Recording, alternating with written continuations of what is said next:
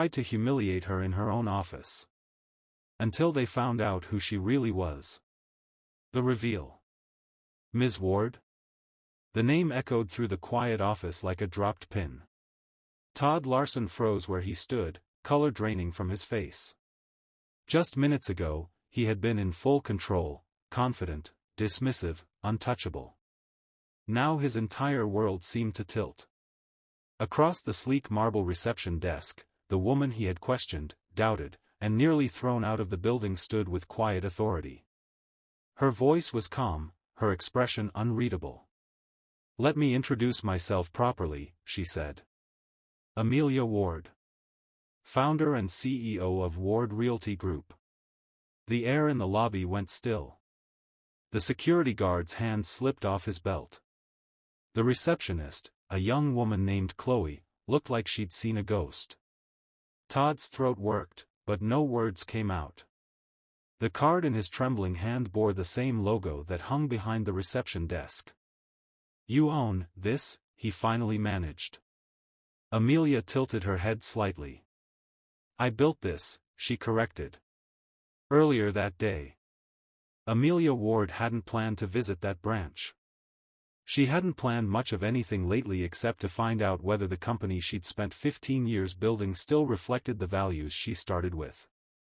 Ward Realty Group had grown from a small two-person team to one of the largest property firms in the Midwest, hundreds of agents, dozens of offices, a reputation built on integrity and accessibility.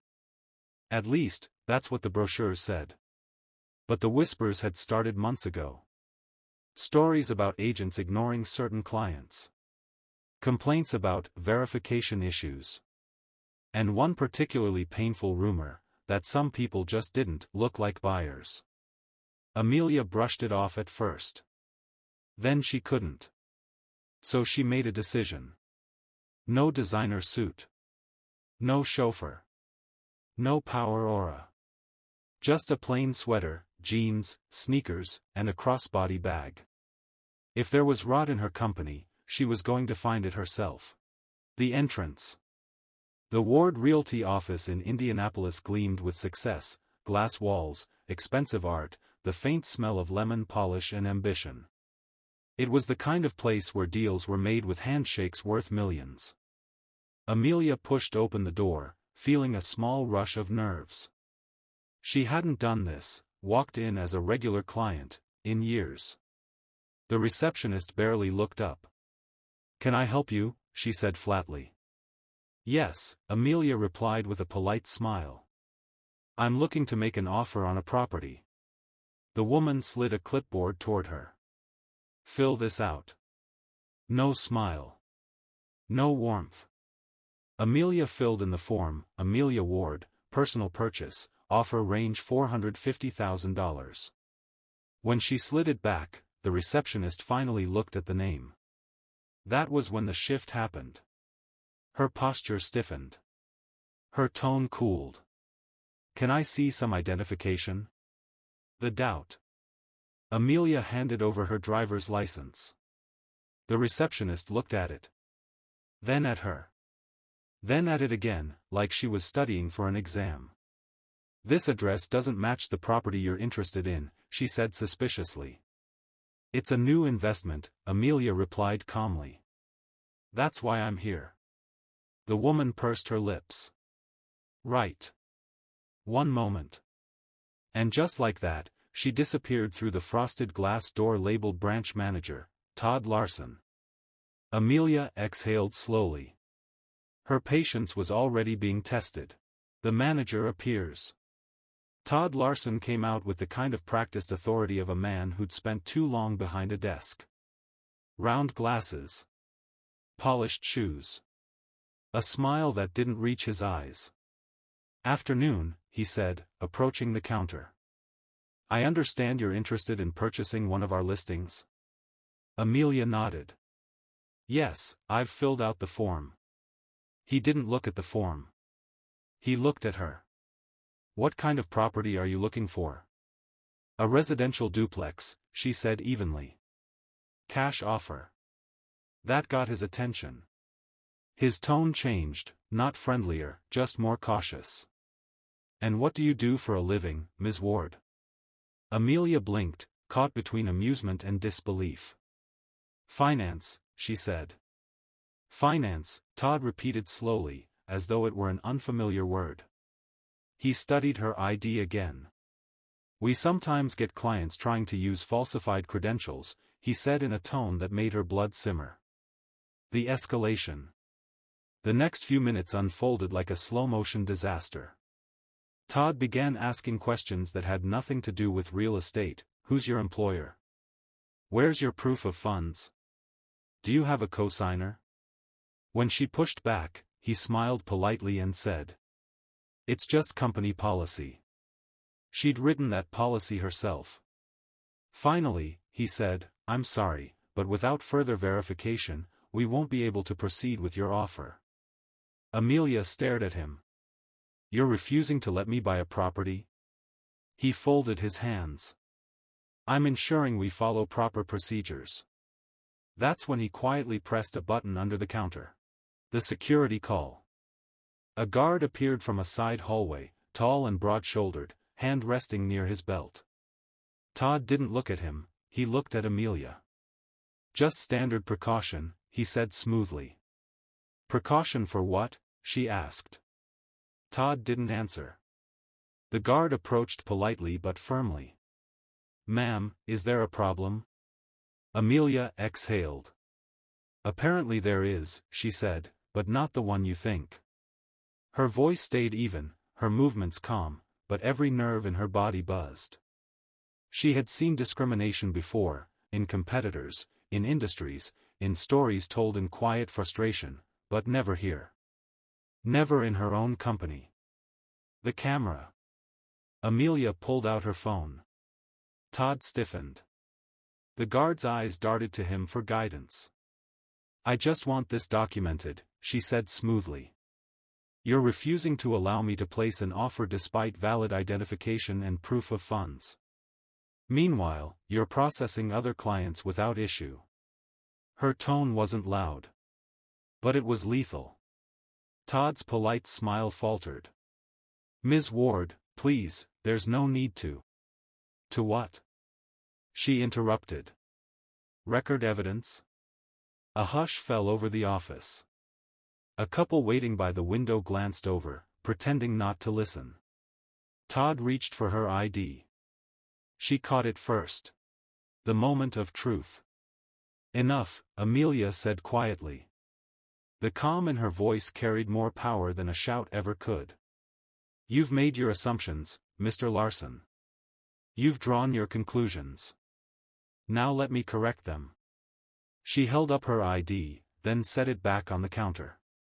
"Amelia Ward," she said, tapping the card. "CEO, Ward Realty Group. Your office operates under my name." Todd's mouth fell open. The security guard took an involuntary step back. The receptionist looked like she might faint. The silence stretched. "I came here today," Amelia continued, "to see how clients are treated when no one's watching. Congratulations. I have my answer." The aftermath. No one spoke. No one moved. Todd's face had gone paper white. "I'm Ms. Ward, I deeply apologize, this was a misunderstanding." "Misunderstanding," she repeated, a short, humorless laugh escaping her. "You had my ID, my information, and my intent. The only thing you didn't have was respect." The receptionist's eyes dropped to the desk. The guard shifted uncomfortably. "Tell me, Todd," she said, "if I had walked in wearing a suit and heels instead of jeans and sneakers, would we be having this conversation?" Todd opened his mouth. Nothing came out. The instruction. Amelia slid a business card across the counter. "Here's what's going to happen. You're going to call my office. You're going to schedule a meeting with corporate. And you're going to explain exactly how this branch ended up embarrassing my company." Todd nodded quickly, voice cracking. "Of course, Ms. Ward." Amelia turned to the security guard. "Next time, sir, before you respond to a call like this, make sure there's actually a threat. Clients aren't problems to be contained. He gave a short nod. Yes, ma'am. And then to Chloe, the receptionist who had started it all, Amelia's gaze softened, but only slightly. You said you were following protocol. Ask yourself why your protocol only applies to people who look like me. The exit. Amelia turned toward the door, the weight of the room following her every step. The silence behind her was deafening.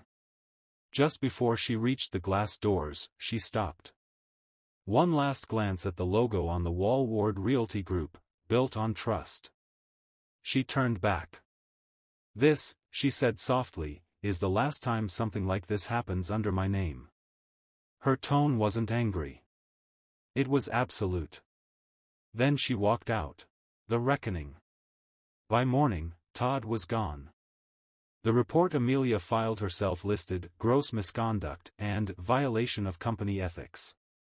Every branch manager received an emergency memo. Mandatory ethics retraining. New accountability protocols. Client equality audits every quarter. And at the headquarters, Amelia called a full staff meeting.